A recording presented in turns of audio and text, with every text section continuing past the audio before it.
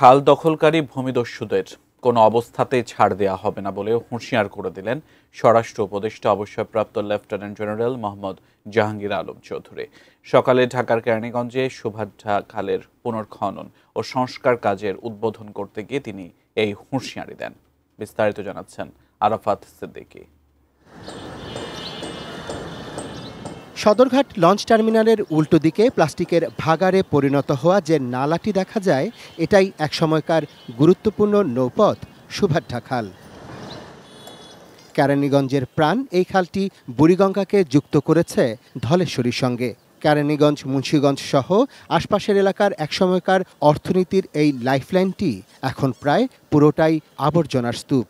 গোসল করছি, পানি খাইছি পর্যন্ত, আর অনেক টলটলা ছিল পানি। এখানে গয়না নৌকা চলতো, বড় বড় ট্রলার চলতো, নৌকা চলতো, লঞ্চও চলছে। গত চেয়ারম্যানের আমলে ওই যে কালীগঞ্জ খালের মধ্যে বাড়িঘর বানায় পুরো দখল করে বসে রয়েছে। স্বাস্থ্যকর অল টাইম ফ্যামিলি কেক, সব সময় অল টাইম হেলদি লাইফ। দখলে দূষণে বিপর্যস্ত সুভাদ্রা খাল পুনঃখননের উদ্যোগ নিয়েছে পানি উন্নয়ন বোর্ড। ৩১৭ কোটি টাকা ব্যয়ে এই প্রকল্পের দায়িত্ব দেওয়া হয়েছে বাংলাদেশ সেনাবাহিনীকে। মঙ্গলবার সকালে এই প্রকল্পের উদ্বোধন করতে কেরানীগঞ্জ গিয়েছিলেন স্বরাষ্ট্র এবং পরিবেশ ও বন উপদেষ্টা। জানালেন, এই খালটি উদ্ধারে প্রয়োজনীয় সবকিছুই করবে সরকার। অনেকেই কিন্তু এই ভূমিদস্যুরা কিন্তু খালের অংশ দখল করে নিছে। কঠোর হস্তে তাকে দমন করতে হবে। কোনো অবস্থায় তাদের ছাড় দেওয়া যাবে না, তাদের আইনের আওতায় আনতে হবে। অনুষ্ঠান শেষে পরিবেশ ও বন উপদেষ্টা সৈয়দা রেজওয়ানা হাসান জানান, এর আগেও প্রায় ১৭০০ কোটি টাকা ব্যয়ে এই খালটি সংস্কারের উদ্যোগ নেওয়া হয়েছিল।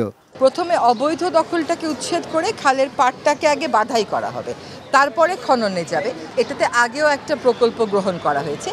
আসলে সেই ১৭০০ কোটি টাকার প্রকল্পটাকেই আমরা কেটে ছেটে এখন ৩১৭ কোটিতে এনেছি। এই প্রকল্পের মাধ্যমে খালটি সরকার দখলমুক্ত করে দিলেও ভবিষ্যতে তা রক্ষার দায়িত্ব স্থানীয় বাসিন্দাদেরই নিতে হবে বলেও মন্তব্য করেন পরিবেশ ও বন উপদেষ্টা। এই আবর্জনার স্তূপ কেরানীগঞ্জের একসময়কার প্রাণ সুভাদ্রা খাল। গত ১৩ বছরে এই নিয়ে পঞ্চমবারের মতো এই খালটি সংস্কার ও খননের উদ্যোগ নেওয়া হলো। সর্বশেষ এবার সেনাবাহিনীকে দায়িত্ব দেয়ায় কেরানীগঞ্জবাসীর আশাবাদ, এবার হয়তো সুভাদ্রার সুদিন ফিরবে। Arafat Siddiqui, ATN news, Keraniganj.